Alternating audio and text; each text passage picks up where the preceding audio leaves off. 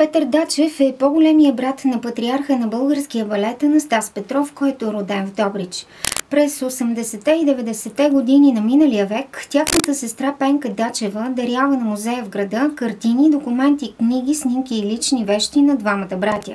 Така, в дом паметник Йордан Йовков са създадени музейни фондове за Петър Дачев и Анастас Петров. В архива му само съхранените картини на художника са 3757. Изложбата включва 30 творби с пейзажи от Балчика, Варна и Северното Черноморие. Тя е посветена на 116 години от рождението на Петър Дачев и ще остане в културен център Двореца Вила Тихото гнездо до 1 август тази година.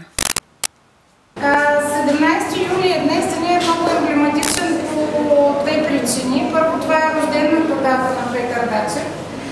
Някакво случайно съвпадение направи нещата така, че да открием изложбата точно днес.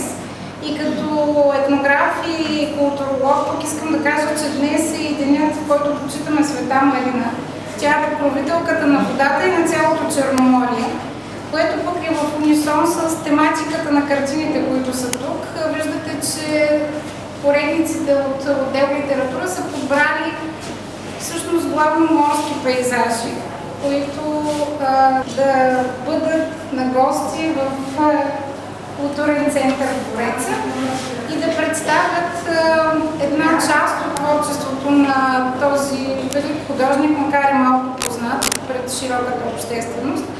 Преди 10 години, през 2002 година, наш домакин беше художествената галерия в града. Тогава представяме за първи път тук Петър Дачев и сега наистина на тази хубава дата, на рождения му ден, отново сме в Балчик, на ново място и се надявам това да бъде първата от една поредица изложби, които Регионален исторически музей ще има възможност да представя в Двореца в Балчик и въобще в град Балчик. Искам да ви кажа, че нашия фонд е изключително богат.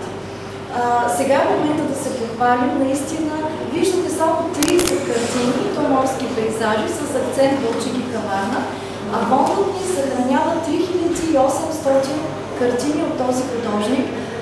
Изключително интересни, изключително разнообразни, от модернистично създадени през 20-те години през цариградски пейзажи и по-реалистични платна, които са рисувани в едно по-късно време, 50-те и 60-те години.